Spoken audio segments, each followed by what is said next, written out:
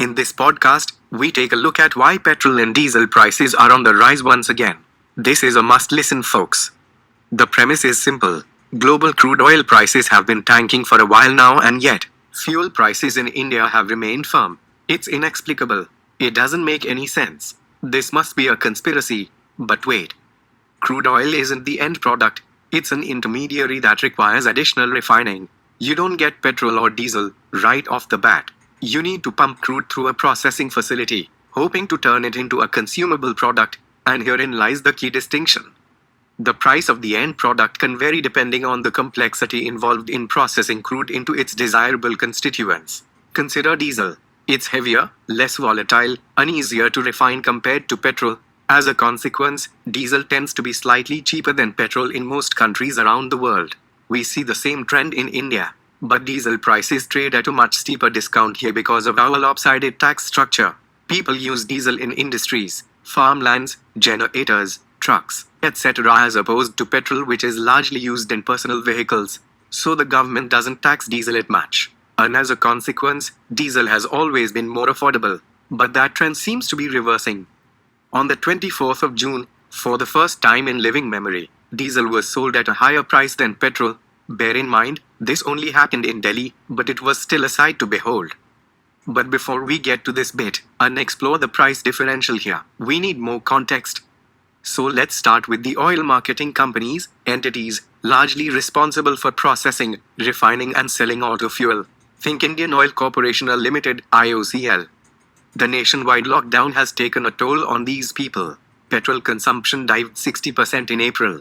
Diesel sales plummeted 55%, but their fixed costs didn't dissipate as quickly. The companies still had to keep shipping crude oil, pay salaries, run their factories at low capacity, and spend money, even when there aren't enough consumers buying fuel. But oil marketing companies were smart. They saw this coming. They stopped revising prices after the 16th of March. They could see that crude oil prices were trending downwards, and they wanted to keep their margins intact. In the process, however, consumers were left hanging. Despite crude oil prices breaching $0 back in April, Indian customers did not get to buy fuel at low prices. We did not get to benefit one bit.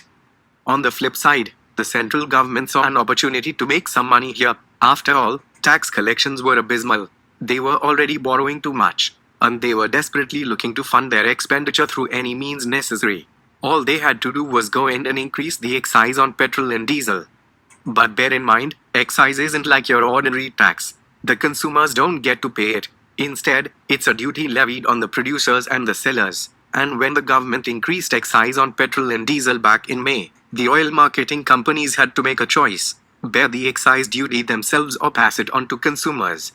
Ideally, you'd think they would just pass it on by hiking prices, but that would have wreaked havoc across the board. After all, the government increased excise by a record 10 rupees per litre on petrol and 13 rupees per litre on diesel, planning to raise 1.6 lakh crore rupee additional revenue.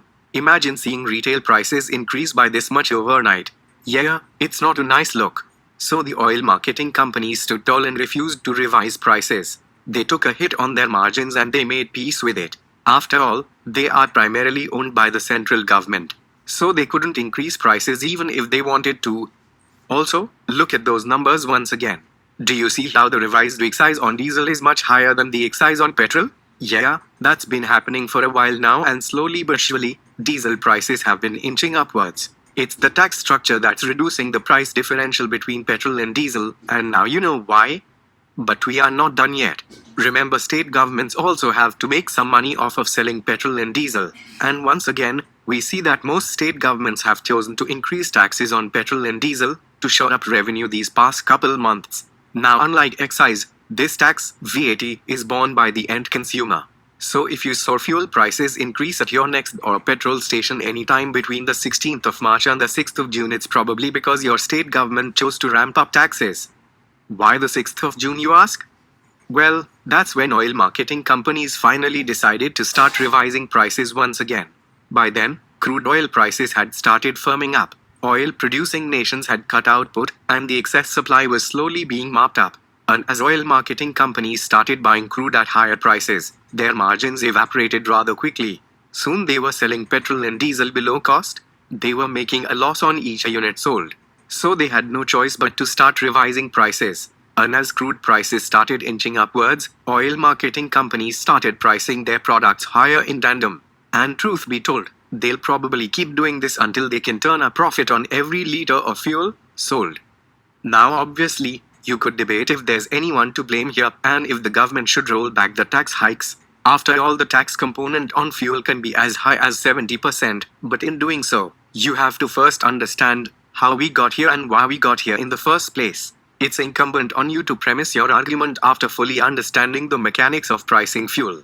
So if you've had a friend or a family member engage in a passionate discussion about petrol and diesel prices this week, here's what you need to do to level the playing field. Share this story on Twitter, Facebook or Instagram.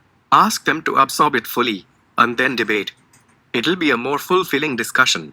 We promise you. Thanks for watching this video. Be a part of our ever-growing community. Please like, share, comment this video. Press the bell icon to get instant updates from our channel.